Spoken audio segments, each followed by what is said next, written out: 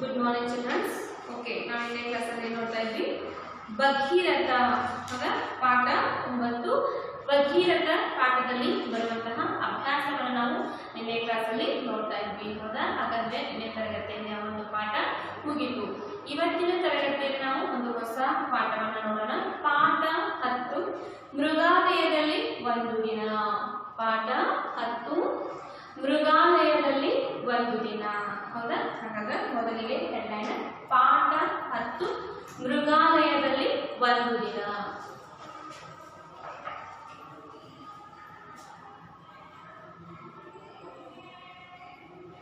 ಪಾಠ 10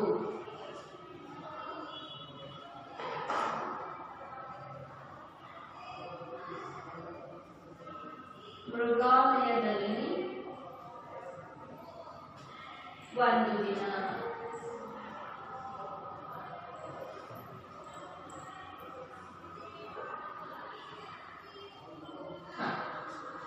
ಹತ್ತನೇ ಪಾಠ ಯಾವುದು? ಮೃಗಾಲಯದಲ್ಲಿ ಒಂದು ದಿನ. ಹೌದಾ? ಹಾಗಾದ್ರೆ ನಾವು ಮೊದಲಿಗೆ ಈ ಪಾಠದಲ್ಲಿ ಬರುವಂತಹ ಪದಗಳ ಅರ್ಥವನ್ನು ನೋಡ್ತಾ ಹೋಗೋಣ. ಹೆಡ್ಲೈನ್ ಪದಗಳ ಅರ್ಥ.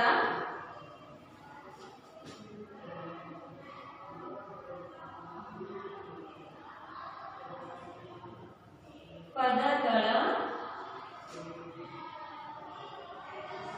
ಅರ್ಥ.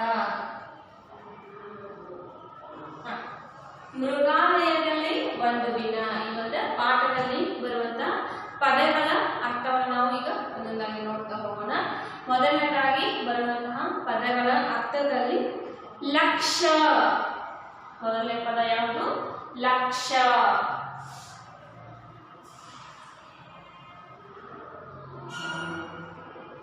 ಲಕ್ಷ್ಯ. ಹೌದಾ? ಈ ಲಕ್ಷ್ಯ ಪದದ ಅರ್ಥ ಗಮನ. ಏನು? ಗಮನ. ಲಕ್ಷ್ಯ ಪದದ ಅರ್ಥ ಗಮನ. ಓಕೆ, ನೆಕ್ಸ್ಟ್ ಒನ್ ಆಕರ್ಷಿಸು. ಎರಡನೇ ಪದ ಆಕರ್ಷಿಸು.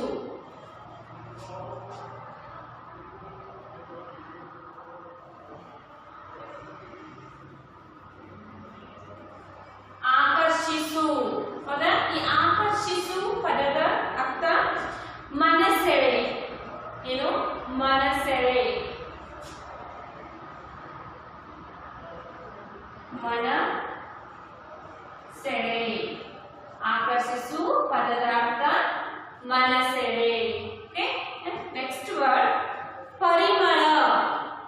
ಏನು? ಪರಿಮಳ.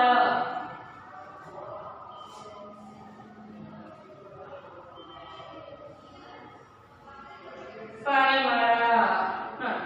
ಈ ಪರಿಮಳ ಪದದ ಅರ್ಥ ಸುವಾಸನೆ. ಪರಿಮಳ ಪದದ ಅರ್ಥ ಏನು? ಹಾಗಾದ್ರೆ ಸುವಾಸನೆ.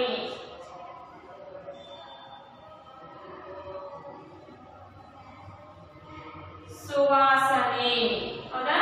ಪರಿಮಳ ಪದದ ಅರ್ಥ ಸುವಾಸನೆ. ನೆಕ್ಸ್ಟ್ ವರ್ಡ್ ಸಾಧ್ಯತೆ. ನೆಕ್ಸ್ಟ್ ಪದ ಸಾಧ್ಯತೆ.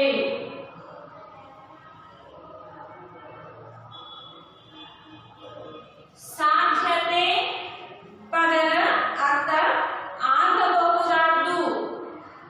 ಆಗಬಹುದಾದ್ದು. ಇನ್ನೊಂದರ್ಥ ನಡೆಯಬಹುದಾದ್ದು.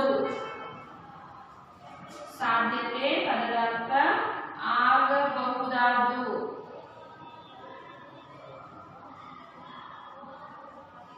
ಆಗಬಹುದಾದ್ದು. ಇನ್ನೊಂದರ್ಥ ನಡೆಯಬಹುದಾದ್ದು.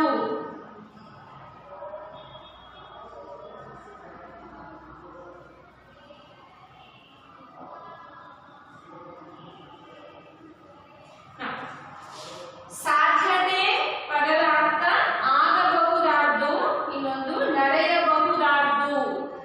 ಹೌದಾ? ಆಗಬಹುದಾದ್ದು. ಇನ್ನೊಂದರ್ಥ ನಡೆಯಬಹುದಾದ್ದು. ನೆಕ್ಸ್ಟ್ ವರ್ಡ್ ಅಮೂಲ್ಯ. ನೆಕ್ಸ್ಟ್ ಪದ ಅಮೂಲ್ಯ.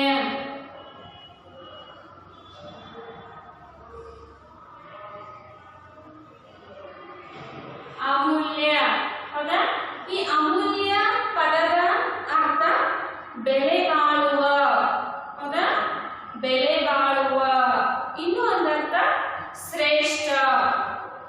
ಇನ್ನೊಂದು ಅರ್ಥ ಏನು?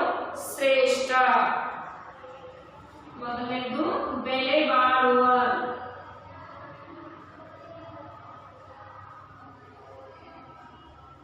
ಬೆಲೆ ಬಾಳುವ. ಇನ್ನೊಂದು ಅರ್ಥ ಶ್ರೇಷ್ಠ.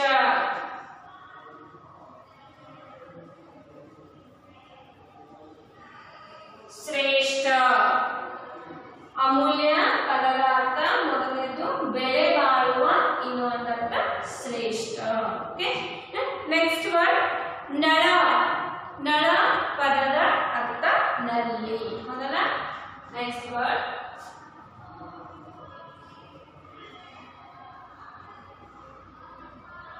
ನಳ. ಹೌದಾ? ಈ ನಳ ಪದದ ಅರ್ಥ ನಲ್ಲಿ.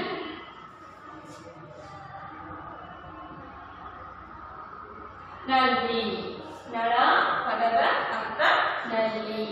ನೆಕ್ಸ್ಟ್ ವರ್ಡ್ ಮೃಗಾಲಯ. ನೆಕ್ಸ್ಟ್ ವರ್ಡ್ ಯಾವುದು? ಮೃಗಾಲಯ.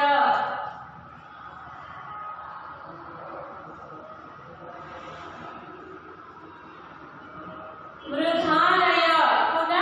ಮೃಗಾಲಯ ಈ ಒಂದು ಪದದ ಅರ್ಥ ಮೃಗಾಲಯ ಅಂದ್ರೆ ಪ್ರಾಣಿ, ಪಕ್ಷಿ, ಜಲಚರಗಳನ್ನು ಪ್ರದರ್ಶನಕ್ಕಾಗಿ ಕೂಡಿಟ್ಟಿರುವ ಸ್ಥಳ. ಪ್ರಾಣಿ, ಪಕ್ಷಿ, ಜಲಚರಗಳನ್ನು ಪ್ರದರ್ಶನಕ್ಕಾಗಿ ಕೂಡಿಟ್ಟಿರುವಂತಹ ಒಂದು ಸ್ಥಳ ಮೃಗಾಲಯ ಅಂದ್ರೆ. ಪ್ರಾಣಿ, ಪಕ್ಷಿ, ಜಲಚರಗಳನ್ನು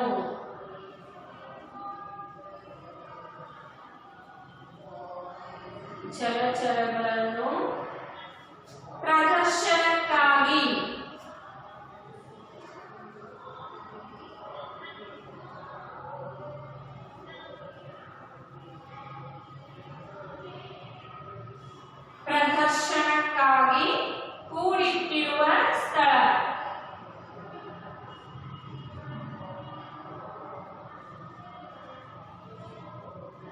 ಕೂಡಿಟ್ಟಿರುವ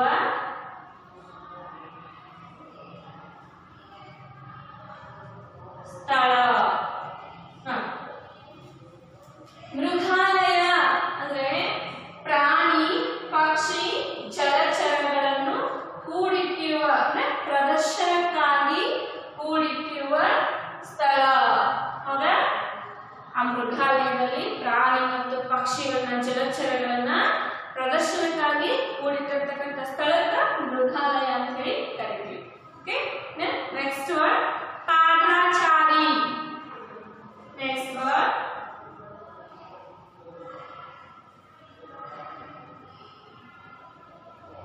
ಪಾದಾಚಾರಿ. ಹೌದಾ? ಹಾಗಾದ್ರೆ ಈ ಪಾದಾಚಾರಿ, ಪಾದಾಚಾರಿ ಅಂದ್ರೆ ಕಾಲು ನಡಿಗೆಯಲ್ಲಿ ಸಾಗುವವನು.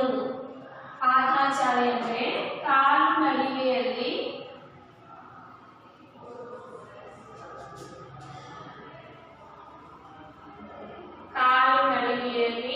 ಸಾಗುವವನು.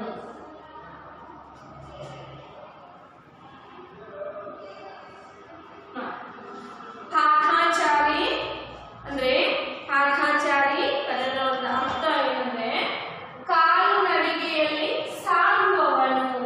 ಕಾಲು ನಡಿಗೆಯಲ್ಲಿ ಸಾಗುವವನಿಗೆ ಪಾದಾಚಾರಿ ಅಂತೇಳಿ ಕರಿತೀವಿ. ಹೌದಾ?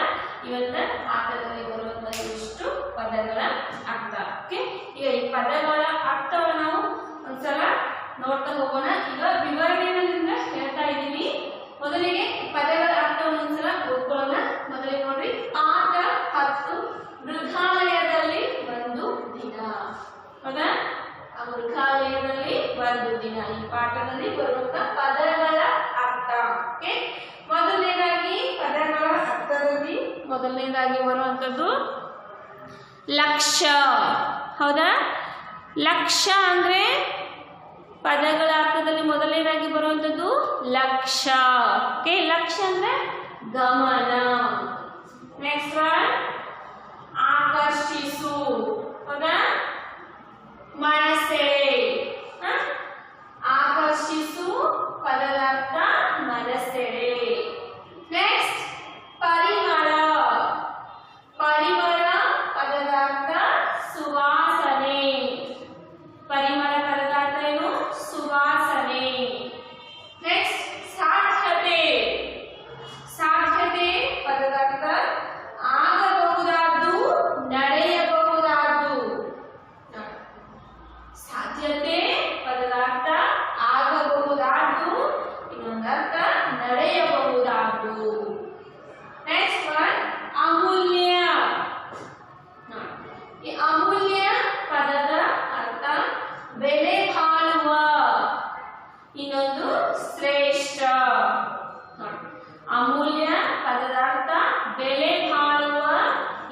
ಅರ್ಥ ಶ್ರೇಷ್ಠ. ಓಕೆ, ನೆಕ್ಸ್ಟ್ ನಳ. ನಳ ಪದದ ಅರ್ಥ ನಲ್ಲಿ. ಏನು? ನಳ ಪದದ ಅರ್ಥವೇನು? ನಲ್ಲಿ. ಓಕೆ, ನೆಕ್ಸ್ಟ್ ನಲ್ಲಿ ಪದ. ನಳ ಪದದ ಅರ್ಥ ನಲ್ಲಿ. ನೆಕ್ಸ್ಟ್ ಮೃಗಾಲಯ. ಮೃಗಾಲಯ ಪದದ ಅರ್ಥ ಪ್ರಾಣಿ ಪಕ್ಷಿ ಜಲಚರಗಳನ್ನು ಪ್ರದರ್ಶನಕ್ಕಾಗಿ ಕೂಡಿಟ್ಟಿರುವ ಸ್ಥಳ. ಪ್ರಾಣಿ ಪಕ್ಷಿ ಜಲಚರಗಳನ್ನು ಪ್ರದರ್ಶನಕ್ಕಾಗಿ ಕೂಡಿಟ್ಟಿರುವಂತಹ ಸ್ಥಳಕ್ಕೆ ನಾವು ಮೃಗಾಲಯ ಅಂತ ಹೇಳಿ ಕರಿತೀವಿ. ಓಕೆ, ನೆಕ್ಸ್ಟ್ ಪಾಠಾಚಾರಿ. ನೆಕ್ಸ್ಟ್ ವರ್ಡ್ ಪಾಠಾಚಾರಿ. ಪಾಠಾಚಾರಿ ಅಂದ್ರೆ ಕಾಲುನಡಿಗೆಯಲ್ಲಿ ಸಾಗುವವರು. ಪಾಠಾಚಾರಿ ಯಾರಿಗೆ ಹೇಳ್ತೀವಿ ನಾವು? ಕಾಲುನಡಿಗೆಯಲ್ಲಿ ಸಾಗುವವನು. ಓಕೆ, ಈಗ ಈ ಒಂದು ಪದಗಳ ಅರ್ಥದ ವಿವರಣೆಯನ್ನು ನಾವು ನೋಡ್ತಾ ಹೋಗೋಣ. ಮೊದಲಿಗೆ ನೋಡ್ರಿ, ಲಕ್ಷ್ಯ. ಹೌದಾ? ಲಕ್ಷ್ಯ. ಲಕ್ಷ್ಯ ಪದದ ಅರ್ಥ ಏನಿದೆ? ಗಮನ. ಲಕ್ಷ್ಯ ಅಂದ್ರೆ ಗಮನ ಹರಿಸೋದು. ಈಗ ನೋಡಿ, ನಾವು ಪಾಠವನ್ನು ಮಾಡ್ತಾ ಇರ್ತೀವಿ, ಕ್ಲಾಸಲ್ಲಿ ಬೇರೆ ಒಂದು ಏನೋ ನೋಟ್ಸ್ ಅನ್ನು ಬರೀತಾ ಇರ್ತೀವಿ, ಏನೋ ಒಂದು ಬರೀತಾ ಇರ್ತೀವಿ. ನಮ್ಮ ಕಡೆ ನಿಮ್ಗೆ ಗಮನ ಇರೋದಿಲ್ಲ ಅಂದ್ರೆ ಲಕ್ಷ್ಯ ಇರೋದಿಲ್ಲ. ನಾವು ಹೇಳ್ತಾ ಇರ್ತೀವಿ, ನಮ್ಮ ಕಡೆ ಲಕ್ಷ್ಯ ಕೊಡ್ರಿ, ಗಮನ ಕೊಡ್ರಿ ಅಂತ ಹೇಳ್ತಾ ಇರ್ತೀವಿ. ಹೌದಲ್ಲ? ಅದಕ್ಕೆ ಲಕ್ಷ್ಯ ಪದದ ಅರ್ಥ ಗಮನ. ಯಾವುದೋ ಒಂದು ವಿಷಯವನ್ನು ನಾವು ಗಮನವಿಟ್ಟು ಕೇಳಿದಾಗ, ಲಕ್ಷ್ಯ ಕೊಟ್ಟು ಕೇಳಿದಾಗ ಅದು ಅರ್ಥ ಆಗುತ್ತೆ. ಹೌದಾ? ಇಲ್ಲಾಂದ್ರೆ ಏನೂ ತಿಳಿಯೋದಿಲ್ಲ. ಲಕ್ಷ್ಯ ಕೊಟ್ಟು ಕೇಳಿಲ್ಲ ಅಂದ್ರೆ ಯಾವುದೂ ಕೂಡ ನಮ್ಗೆ ತಿಳಿಯೋದಿಲ್ಲ. ನಾವು ಎಷ್ಟು ಲಕ್ಷ್ಯ ಕೊಟ್ಟು ಕೇಳ್ತೀವಿ, ಎಷ್ಟು ಗಮನ ಕೊಟ್ಟು ಕೇಳ್ತೀವಿ, ಅವಾಗ ಎಲ್ಲವೂ ನಮ್ಗೆ ಅರ್ಥ ಆಗುತ್ತೆ. ಯಾವುದೇ ವಿಷಯ ಇರಲಿ, ಆ ವಿಷಯವನ್ನು ನಾವೇನ್ ಮಾಡಬೇಕು? ಗಮನವಿಟ್ಟು ಕೇಳಬೇಕು. ಯಾರೋ ಮಾತಾಡ್ತಿದಾರ, ಅದನ್ನ ನಾವು ಗಮನವಿಟ್ಟು ಕೇಳ್ಕೋಬೇಕು. ಏನೋ ಹೇಳ್ತಿದಾರ, ನಿಮ್ಮ ಮನೆಯಲ್ಲಿ ನಿಮ್ಮ ಫಾದರ್ ಮದರ್ ನಿಮ್ಗೆ ಏನೋ ಹೇಳ್ತಾ ಇದಾರಲ್ಲ, ಅದನ್ನ ನೀವು ಗಮನವಿಟ್ಟು ಕೇಳಿದ್ರಿ ಅಂದ್ರೆ ನಿಮ್ಗೆ ನೆನಪಲ್ಲಿರುತ್ತೆ.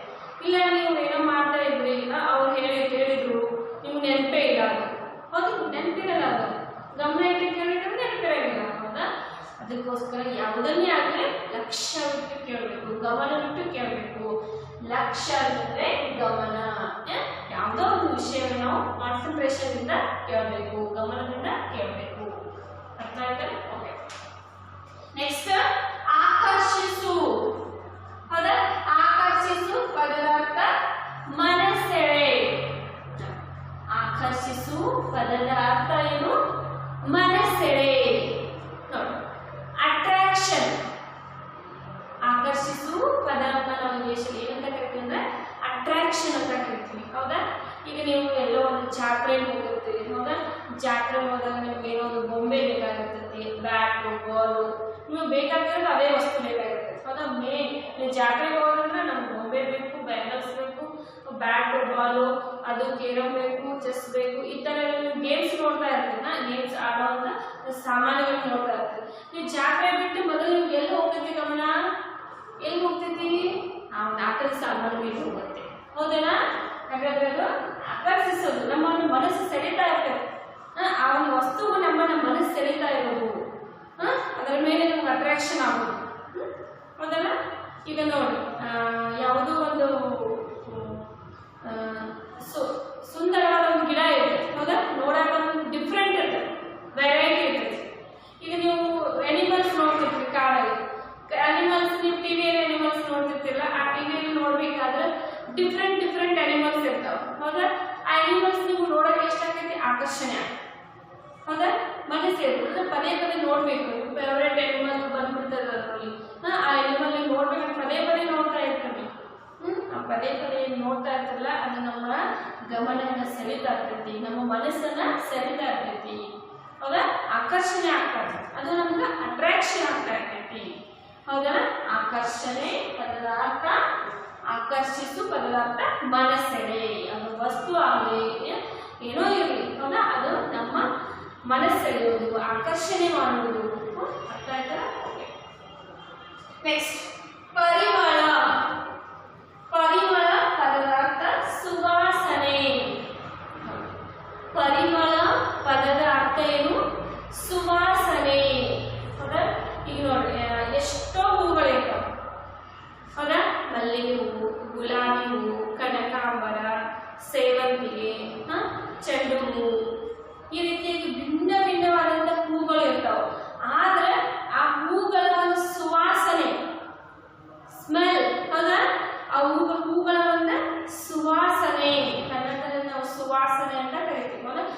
ಸುವಾಸನೆ ಅನ್ನೋದಕ್ಕೆ ಇನ್ನೊಂದು ಅರ್ಥ ಪರಿಮಳ. ಅದ ಪರಿಮಳ ಸುವಾಸನೆ ಅಂತ ಕರಿತೇವೆ. ಆ ಒಂದು ಹೂವಿನ ಪರಿಮಳ ಬೇರೆ ಬೇರೆ ಆಗಿರ್ತೈತಿ. ಹೌದಾ?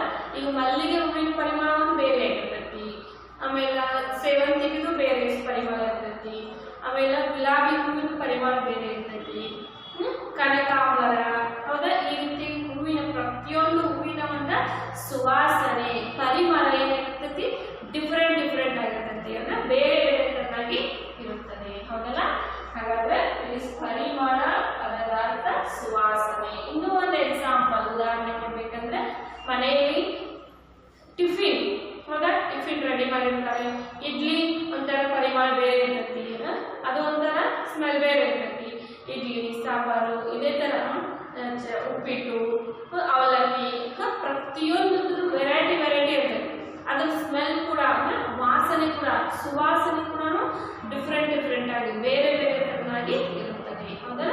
ಹಾಗಾದ್ರೆ ಪರಿಮಳ ಅಂತಂದ್ರೆ ಸುವಾಸನೆ, ಸುಗಂಧ ಬರುವುದು, ಒಂದು ಹೂವಿನ ಒಂದು ವಾಸನೆ ಯಾವ ರೀತಿ ಗೊತ್ತಲ್ಲ, ಅದು ಒಂದು ಡಿಫ್ರೆಂಟ್ ಡಿಫ್ರೆಂಟ್ ಪರಿಮಳ.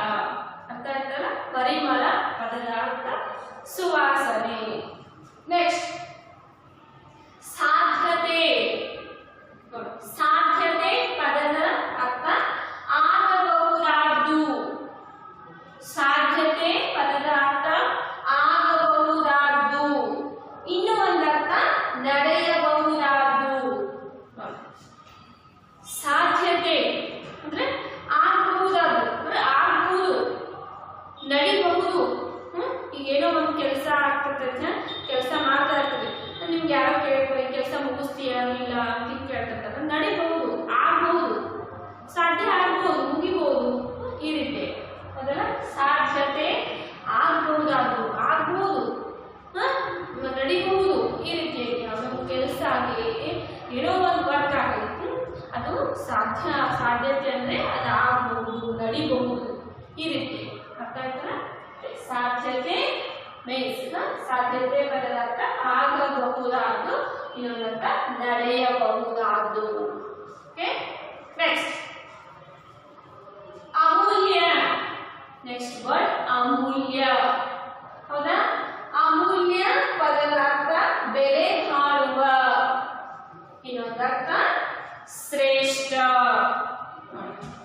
ಅಮೂಲ್ಯ ಪದದ ಅರ್ಥ ಏನಂದ್ರೆ ಬೆಲೆ ಬಾಳುವ, ಇನ್ನೂ ಒಂದರ್ಥ ಶ್ರೇಷ್ಠ. ಹೌದಾ? ಈಗ ಬೆಲೆ ಬಾಳುವ ವಸ್ತು, ಈಗ ಎಕ್ಸಾಂಪಲ್ ಗೋಲ್ಡ್, ಕನ್ನಡದಲ್ಲಿ ನಾವು ಬಂಗಾರ ಅಂತ ಕರಿತೀವಿ. ಹೌದಾ? ಬಂಗಾರ ಎಷ್ಟು ಬೆಲೆ ಬಾಳುವ ವಸ್ತು ಅದು. ಹೌದಾ? ಶ್ರೇಷ್ಠವಾದದ್ದು. ಬೆಳ್ಳಿಗಿಂತಲೂ ಕೂಡ ಸಿಲ್ವರ್ಗಿಂತಲೂ ಗೋಲ್ಡ್ ಬೆಲೆ ಬಾಳುವ ವಸ್ತು. ಹೌದಾ? ಶ್ರೇಷ್ಠವಾದಂತಹ ಒಂದು ವಸ್ತು, ಅದಕ್ಕೆ ನಾವು ಅಮೂಲ್ಯ ಅಂತ ಕರಿತೀವಿ. ನಾವು ಇನ್ನೊಂದು ಅರ್ಥ ಏನಂತ ಕರಿತೀವಿ? ಅಮೂಲ್ಯ. ಹೌದಾ?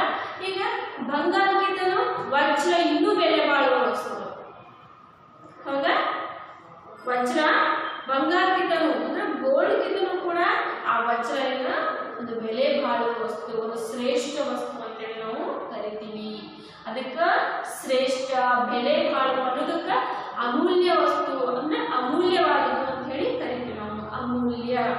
ಅರ್ಥ ಆಯ್ತಾ? ಅಮೂಲ್ಯ ಪದದ ಅರ್ಥ ಬೆಲೆ ಬಾಳುವ, ಇನ್ನೊಂದರ್ಥ ಶ್ರೇಷ್ಠವಾದದ್ದು. ಅರ್ಥ ಆಯ್ತಾ? ನೆಕ್ಸ್ಟ್ ವರ್ಡ್ ನಳ. ನಳ ಪದದ ಅರ್ಥ ನಲ್ಲಿ. ನಳ ಪದದ ಅರ್ಥ ನಲ್ಲಿ. ಎಲ್ಲರಿಗೂ ಗೊತ್ತಿರ್ತಕ್ಕಂಥ ಒಂದು ಪದ ಇದೆ. ಹೌದಾ? ಎಲ್ಲರಿಗೂ ನಳ ಅನ್ನೋದು ಗೊತ್ತದ. ನೀರು ಬರ್ತಾ ಇರ್ತದಲ್ಲ ಅದು ನಳ. ಹೌದಾ? ನಾವು ಪ್ರತಿದಿನ ಆ ಒಂದು ನಲ್ಲಿಂದ ಬರ್ತಕ್ಕಂಥ ನೀರನ್ನು ನಾವೇನ್ ಮಾಡ್ತೀವಿ? ಉಪಯೋಗ ಮಾಡ್ತೀವಿ. ಹೌದಲ್ಲ? ನೀರು ಬರೋದಕ್ಕೆ ನಾವು ಸಹಾಯವಾಗಿ ಏನ್ ತಗೋತೀವಿ? ನಳವನ್ನ ತಗೋತೀವಿ. ಅರ್ಥ ಆಯ್ತಲ್ಲ? ನಳ ಪದದ ಅರ್ಥ ನಲ್ಲಿ. ಹೌದಲ್ಲ? ನಲ್ಲಿ ನೋಡಿ, ಬೀದಿ ಬೀದಿಯಲ್ಲಿ ಪ್ರತಿಯೊಂದು ಕಾಲೋನಿಯಲ್ಲಿ ಒಂದೊಂದು ನಳವನ್ನ ಕುಡಿಸಿರ್ತಾರೆ. ಈ ರೀತಿ ಅಂದ್ರೆ ಓಣಿಯಲ್ಲಿ ಒಂದೊಂದು ನಳವನ್ನ ಕುಡಿಸಿರ್ತಾರೆ. ಆ ನಳದಿಂದ ಎಲ್ಲರೂ ನೀರು ತಗೋತಿರ್ತಾರ. ಹೌದಲ್ಲ? ನಳ ಮೀನ್ಸ್ ನಲ್ಲಿ. ನೆಕ್ಸ್ಟ್ ಮೃಧಾಲಯ. ನೆಕ್ಸ್ಟ್ ವರ್ಡ್ ಮೃಧಾಲಯ. ಮೃಧಾಲಯ ಪದದ ಅರ್ಥ ಪ್ರಾಣಿ ಜಲಚರಗಳನ್ನು ಪ್ರದರ್ಶನಕ್ಕಾಗಿ ಕೂಡಿಟ್ಟಿರುವ ಸ್ಥಳ. ಮೃಗಾಲಯ ಪದದ ಅರ್ಥ. ಮೃಗಾಲಯ ಅಂತಂದ್ರೆ ಪ್ರಾಣಿ, ಪಕ್ಷಿ ಮತ್ತು ಜಲಚರಗಳನ್ನು ಕೂಡಿಟ್ಟಿರುವ, ಪ್ರದರ್ಶನಕ್ಕಾಗಿ ಕೂಡಿಟ್ಟಿರುವ ಸ್ಥಳ. ಆ ಮೃಗಾಲಯ ಅನ್ನೋದು ಏನಂತಂದ್ರ ಆ ಮೃಗಾಲಯದಲ್ಲಿ ಪ್ರಾಣಿಗಳು ಇರ್ತಾವ, ಪಕ್ಷಿಗಳು ಇರ್ತಾವ, ಜೊತೆಗೆ ಜಲಚರಗಳನ್ನು, ಹೌದಾ, ಜಲಚರಗಳು ಅಂದ್ರೆ ನೀರಿನಲ್ಲಿ ವಾಸಿಸುವಂತಹ ಪ್ರಾಣಿಗಳು. ಆ ಎಲ್ಲ ಪ್ರಾಣಿಗಳು, ಪಕ್ಷಿಗಳು, ಜೊತೆಗೆ ನೀರಿನಲ್ಲಿ ವಾಸಿಸುವಂತಹ ಪ್ರಾಣಿಗಳನ್ನ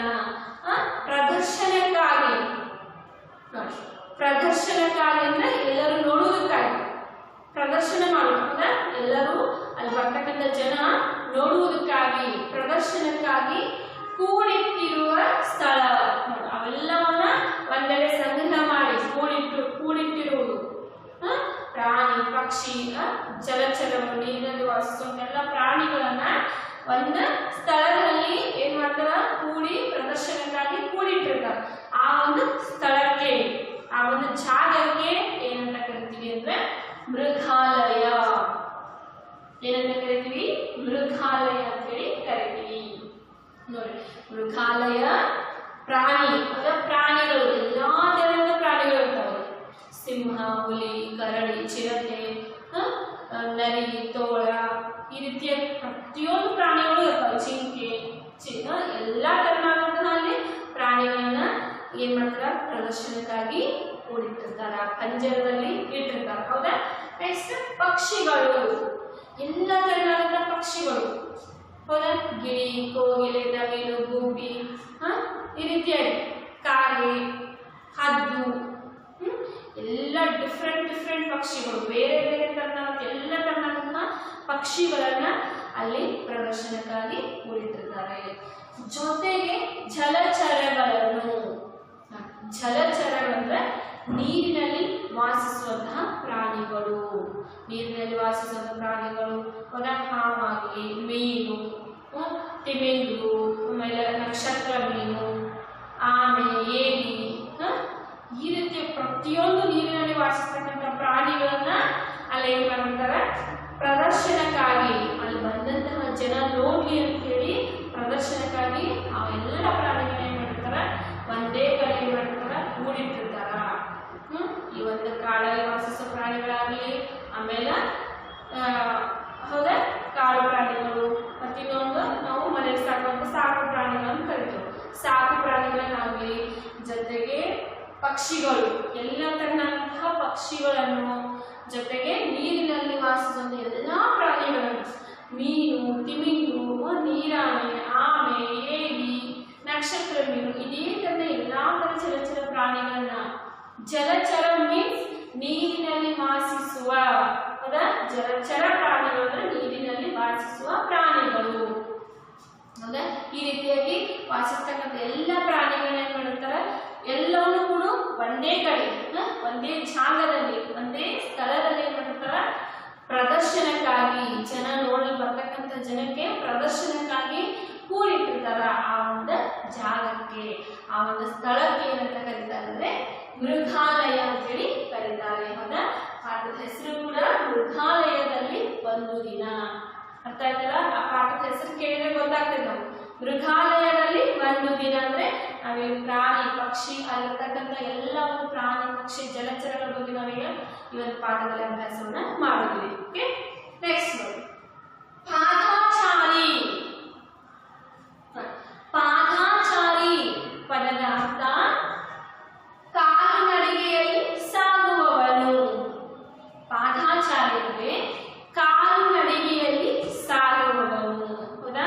ಈಗ ರಸ್ತೆ ಇರುತ್ತೆ, ಹೌದಾ, ರಸ್ತೆಯಲ್ಲಿ ಏನ್ ಚಲಿಸ್ತಾರೆ ಹೇಳಿ, ವಾಹನಗಳು ಚಲನೆಯನ್ನ ಮಾಡ್ತಾರೆ. ಹೌದಾ? ವಾಹನಗಳು ಎಲ್ಲ ತರಹದ ಬಸ್, ವಾಹನ, ಪ್ರತಿಯೊಂದು, ಆಮೇಲೆ ಬೈಕು, ಮೋಟಾರ್ ಸೈಕಲ್, ಈ ರೀತಿಯಾಗಿ ಎಲ್ಲ ತರಹದ ಒಂದು ಆಟೋ ರಿಕ್ಷಾ, ಪ್ರತಿಯೊಂದು ವಾಹನಗಳಲ್ಲಿ ಏನ್ ಮಾಡ್ತಾವ, ರಸ್ತೆಯ ಮೇಲೆ, ರೋಡ್ ಮೇಲೆ ಚಲನೆಯನ್ನ ಮಾಡ್ತಾ ಇರ್ತಾವ.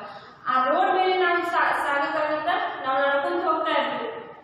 ನಾವು ನಡ್ಕೊಂತ ರೋಡ್ ಮೇಲೆ ಹೋಗಿ ನಡೆಯುತ್ತಾ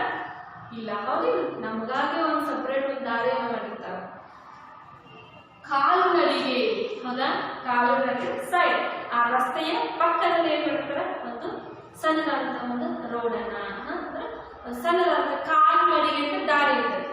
ಆ ಒಂದು ಕಾಲು ನಡಿಗೆ ದಾರಿಯಲ್ಲಿ ಸಾಗುವವರಿಗೆ ಅಂದ್ರೆ ಕಾಲು ನಡಿಗೆ ದಾರಿಯಲ್ಲಿ ಹೋಗುವವರಿಗೆ ಏನಂತ ಕರೀತಾರೆ, ಪಾದಾಚಾರಿ ಅಂತ ಹೇಳಿ ಕರೀತಾರೆ. ವಾಹನಗಳಲ್ಲಿ ಹೋಗ್ತಕ್ಕಂಥ ವ್ಯಕ್ತಿಗೆ ಅಲ್ಲ, ಹೌದಾ, ಅಲ್ಲಿ ಕಾಲ್ನಡಿಗೆ ರಸ್ತೆಯ ಪಕ್ಕದಲ್ಲಿ ನಡ್ಕೊಂತ ಏನು ಹೋಗ್ತಾ ಇರ್ತಾರಲ್ಲ ಜನ, ಆ ಹೋಗ್ತಕ್ಕಂಥ ಜನರಿಗೆ ನಡೆಯುತ್ತಾ ಹೋಗ್ತಾ ಇರುವಂತ ಜನರಿಗೆ ಕಾಲ್ನಡಿಗೆ ಹೋಗ್ತಕ್ಕಂಥ ಜನರಿಗೆ ಏನಂತ ಕರೀತಾರೆ, ಪಾದಾಚಾರಿ ಅಂತ ಹೇಳಿ ಕರೀತಾರೆ. ಅರ್ಥ ಆಯ್ತಲ್ಲ? ಪಾದಾಚಾರಿ ಪದದ ಅರ್ಥ ಕಾಲ್ನಡಿಗೆಯಲ್ಲಿ ಸಾಗುವವನು. ನೋಡಿದ್ರಲ್ಲ, ಇಲ್ಲಿವರೆಗೂ ಈ ಒಂದು ಪದಗಳ ಅರ್ಥದ ವಿವರಣೆಯನ್ನು ನಾವು ನೋಡಿದ್ವಿ. ನೋಡಿ ಒಂದ್ಸಲ ಪಾಠ 10 ಮೃಗಾಲಯದಲ್ಲಿ ಒಂದು ದಿನ. ಅದರಲ್ಲಿ ಬರ್ತಕ್ಕಂಥ ಪದಗಳ ಅರ್ಥ ಮೊದಲನೇದಾಗಿ ಲಕ್ಷ್ಯ. ಹೌದಾ? ಲಕ್ಷ್ಯ ಅಂದ್ರ ಗಮನ, ಗಮನ ಕೊಡೋದು. ಯಾವುದೇ ಒಂದು ವಿಷಯಕ್ಕೆ ನಾವು ಆ ವಿಷಯದ ಬಗ್ಗೆ ಗಮನವಿಟ್ಟು ಕೇಳಿದ್ವಿ ಅಂತಂದ್ರೆ ನಮಗ ಆ ವಿಷಯ ಬೇಗ ಅರ್ಥ ಆಗುತ್ತೆ. ಲಕ್ಷ್ಯ ಪದದ ಅರ್ಥ ಗಮನ, ಗಮನ ಕೊಟ್ಟು ಕೇಳ. Next one ಆಕರ್ಷಿಸು. ಆಕರ್ಷಿಸು ಪದದ ಅರ್ಥ ಮನಸೆಳೆ.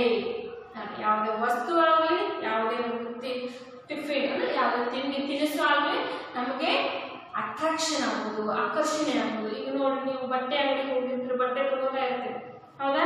ನಿಮ್ಗೆ ಎಷ್ಟೋ ಬಟ್ಟೆ ಇರ್ತಾವ, ಆದ್ರೆ ನಿಮ್ಗೆ ಒಂದು ಡಿಫ್ರೆಂಟ್ ಬಟ್ಟೆ ಏನಿರ್ತೈತಿ, ಲೈಕ್ ಆಗಿರ್ತದೆ, ಇಷ್ಟ ಆಗಿರ್ತದೆ, ಅದು ಆಕರ್ಷಣೆ ಮಾಡೋದು. ಅದು ನೀವೇನ್ ಮಾಡ್ತೀರಿ, ಅದನ್ನ ತಗೋಬೇಕು, ನಾನು ಅದೇ ಬಟ್ಟೆ ತಗೋಬೇಕು, ನಿಮ್ಮ ಫಾದರ್ ಮದರ್ ಇರ್ತಾರೆ, ಬೇರೆಯವ್ರು ಕೊಡಿಸ್ಬೇಕಂತಿರ್ತಾರೆ, ಆದ್ರೂ ಕೂಡ ನೀವು ಅದನ್ನೇ ತಗೋಬೇಕಂತ ಅನ್ಸಿರ್ತದೆ, ಹೌದಲ್ಲ? ಅದು ನಮ್ಮನ್ನ ಆಕರ್ಷಣೆ ಮಾಡ್ತಾ ಇರ್ತೈತಿ, ಮೊದಲ ಮನಸ್ಸು ಸೆಳೀತಾ ಇರ್ತೈತಿ, ಅದೇ ಆಕರ್ಷಣೆ. ನೆಕ್ಸ್ಟ್ ಪರಿಮಳ ಸುವಾಸನೆ. ಹೌದಾ? ಪ್ರತಿಯೊಂದು ಹೂವಿನ ಒಂದು ಪರಿಮಳ ಡಿಫ್ರೆಂಟ್ ಡಿಫ್ರೆಂಟ್ ಆಗಿರ್ತೈತಿ, ಹೌದಾ? ಅದಕ್ಕೆ ಸುವಾಸನೆ, ಪರಿಮಳ ಅಂತೇಳಿ ಕರಿತೀವಿ. ನೆಕ್ಸ್ಟ್ ಸಾಧ್ಯತೆ. ಆಗಬಹುದಾದು, ನಡೆಯಬಹುದಾದು. ಸಾಧ್ಯತೆ ಆಗ್ಬಹುದು, ನಡಿಬಹುದು. ಸಾಧ್ಯತೆ ಇದೆ, ಆಗ್ಬಹುದು, ನಡಿಬಹುದು. ಈ ರೀತಿ ಯಾವುದೇ ಒಂದು ಕೆಲಸ ಆಗಲಿ, ಯಾವುದೇ ಒಂದು ವರ್ಕ್, ಹೌದಾ? ಪ್ರತಿಯೊಂದು ಯಾವುದೇ ಕೆಲಸ ಇದೆ, ಆಗಬಹುದು, ನಡಿಬಹುದು ಅನ್ನೋದು ಸಾಧ್ಯತೆ. ಅರ್ಥ ಆಯ್ತಲ್ಲ? ಓಕೆ. ನೆಕ್ಸ್ಟ್ ಅಮೂಲ್ಯ. ಅಮೂಲ್ಯ ಬೆಲೆ ಬಾಳುವ ಶ್ರೇಷ್ಠ. ಅಮೂಲ್ಯ ಅಂದ್ರೆ ಬೆಲೆ ಬಾಳುವಂತಹ ಒಂದು ವಸ್ತು, ಅಮೂಲ್ಯ ವಸ್ತು ಅಂತ ಕರಿತೀವಿ. ಬೆಲೆ ಬಾಳುವುದು, ಶ್ರೇಷ್ಠವಾದುದು, ಬೆಲೆ ಬಾಳುವಂಥದ್ದು, ಹೆಚ್ಚಿಗೆ ಬೆಲೆ, ಬೆಲೆ ಹೆಚ್ಚಿಗೆ ಬೆಲೆ ಇರೋದು, ಬೆಲೆ ಬಾಳುವಂತ ಒಂದು ವಸ್ತು, ಶ್ರೇಷ್ಠವಾದಂಥ ಒಂದು ವಸ್ತು, ಅದಕ್ಕೆ ನಾವು ಅಮೂಲ್ಯ ವಸ್ತು ಅಂತ ಹೇಳಿ ಕರಿತೀವಿ. ಅಮೂಲ್ಯ ಮೀನ್ಸ್ ಬೆಲೆ ಬಾಳುವ ಶ್ರೇಷ್ಠ. ನೆಕ್ಸ್ಟ್ ಒನ್ ನಳ, ನಲ್ಲಿ. ಹೌದಾ? ನಲ್ಲಿ, ನಳ ಅಂದ್ರೆ ನಳಿ. ನೆಕ್ಸ್ಟ್ ಮೃಗಾಲಯ. ಮೃಗಾಲಯ ಅಂತಂದ್ರೆ ಪ್ರಾಣಿ ಪಕ್ಷಿಗಳು ಮತ್ತು ಜಲಚರಗಳನ್ನ, ಪ್ರಾಣಿ ಬೇರೆ ಬೇರೆ ತರಹದ ಪ್ರಾಣಿ, ಎಲ್ಲ ತರಹದ ಪ್ರಾಣಿಗಳು, ಎಲ್ಲ ತರಹದ ಪಕ್ಷಿಗಳು ಮತ್ತು ನೀರಿನಲ್ಲಿ ವಾಸಿಸುವಂತಹ ಎಲ್ಲಾ ತರಹದಂತಹ ಒಂದು ಜಲಚರ ಪ್ರಾಣಿಗಳು, ಅವುಗಳನ್ನ ಪ್ರದರ್ಶನಕ್ಕಾಗಿ, ಅಲ್ಲಿ ಬರ್ತಕ್ಕಂಥ ಜನರಿಗೆ ಪ್ರದರ್ಶನಕ್ಕಾಗಿ ಅಂದ್ರೆ ನೋಡಲು, ಆ ಜನರಿಗೆ ನೋಡಲು ಕೂಡಿಟ್ಟಿರುವ ಪ್ರದರ್ಶನಕ್ಕಾಗಿ ಅಲ್ಲಿ ಎಲ್ಲಾ ಪ್ರಾಣಿ ಪಕ್ಷಿ ಜಲಚರಗಳನ್ನ ಒಂದೇ ಕಡೆ ಒಂದೇ ಸ್ಥಳದಲ್ಲಿ ಏನ್ ಮಾಡಿರ್ತಾರ, ಕೂಡಿಟ್ಟಿರ್ತಾರ. ಆ ಕೂಡಿಟ್ಟಂತಹ ಸ್ಥಳಕ್ಕೆ ಏನಂತ ಕರಿತೀವಿ ಅಂದ್ರೆ ಮೃಗಾಲಯ ಅಂತ ಹೇಳಿ ಕರಿತೀವಿ. ಅರ್ಥ ಆಯ್ತಲ್ಲ? ಮೃಗಾಲಯದಲ್ಲಿ ಪ್ರಾಣಿಗಳು ಇರ್ತಾವ, ಪಕ್ಷಿಗಳು ಇರ್ತಾವ, ಜಲಚರ ಪ್ರಾಣಿಗಳು ಇರ್ತಾವ, ಹೌದಾ? ಈ ರೀತಿಯಾಗಿ ಎಲ್ಲ ಚೆನ್ನಾಗಿರ್ತಾವ. ಅದನ್ನ ನಾವು ಏನಂತ ಕರಿತೀವಿ, ಮೃಗಾಲಯ. ಆ ಜಾಗಕ್ಕೆ, ಆ ಸ್ಥಳಕ್ಕೆ ನಾವು ಏನಂತ ಕರಿತೀವಿ ಅಂದ್ರೆ ಮೃಗಾಲಯ ಅಂತ ಹೇಳಿ ಕರಿತೀವಿ. ನೆಕ್ಸ್ಟ್ ಪಾಠಾಚಾರಿ. ಪಾಠಾಚಾರಿ ಅಂದ್ರೆ ಕಾಲುದಾರಿಯಲ್ಲಿ ನಡೆಯುವವ. ರಸ್ತೆಯ ಪಕ್ಕದಲ್ಲಿ ಒಂದು ಕಾಲುದಾರಿ ಇರುತ್ತೆ, ಆ ಕಾಲುದಾರಿಯಲ್ಲಿ ನಡೆಯುವವನಿಗೆ ಅಂದ್ರೆ ಕಾಲುದಾರಿಯಲ್ಲಿ ಹೋಗುವವನಿಗೆ ಏನಂತ ಕರಿತೀವಿ ಅಂದ್ರೆ ಪಾದಾಚಾರಿ ಅಂತ ಹೇಳಿ ಕರಿತೀವಿ. ಅರ್ಥ ಆಯ್ತಲ್ಲ? ಎಲ್ಲ ಪದಗಳ ಅರ್ಥದ ವಿವರಣೆಯನ್ನು ನಾವು ನೋಡಿದ್ವಿ. ಈ ಒಂದು ಪಾಠದಲ್ಲಿ ಬರುವಂತಹ ಪದಗಳ ಅರ್ಥ ಇಷ್ಟಿವೆ. ಈ ಎಲ್ಲ ಪದಗಳ ಅರ್ಥವನ್ನು ನೀವು ಏನ್ ಮಾಡಬೇಕು, ನಿಮ್ಮ ಟೂ ಲೈನ್ ನೋಟ್ಬುಕ್ದಲ್ಲಿ ಟೂ ಲೈನಿಗೆ ಟಚ್ ಮಾಡಿ ಪ್ರತಿಯೊಂದು ಪದವನ್ನ ಓದ್ಕೊಂತ ಬರೀಬೇಕು. ಓದ್ಕೊಂತ ಬರೆದ್ರೆ ನಿಮ್ಗೆ ಅರ್ಥ ಆಗುತ್ತೆ. ಓಕೆ, ಈಗ ಈ ಒಂದು ಪಾಠದ ಅಂದ್ರೆ ಈ ಒಂದು ಪದಗಳ ಅರ್ಥದ ಮೇಲೆ ನಿಮಗೆ ಹೋಮ್ವರ್ಕ್ ಅನ್ನು ಕೊಡ್ತಾ ಇದ್ದೀನಿ. ಓಕೆ, ಇನ್ನ ಪಾಠದ ವಿವರಣೆಯನ್ನ ನಿಮ್ಮನ್ನ ಮೃಗಾಲಯದಲ್ಲಿ ಒಂದು ದಿನ ಈ ಪಾಠದ ವಿವರಣೆಯನ್ನು ನಾವು ನಾಳೆ ತರಗತಿಯಲ್ಲಿ ನೋಡೋಣ. ಇವತ್ತಿನ ತರಗತಿಯಲ್ಲಿ ಇಷ್ಟು ಸಾಕು. ಓಕೆ, ಈಗ ಹೋಮ್ವರ್ಕ್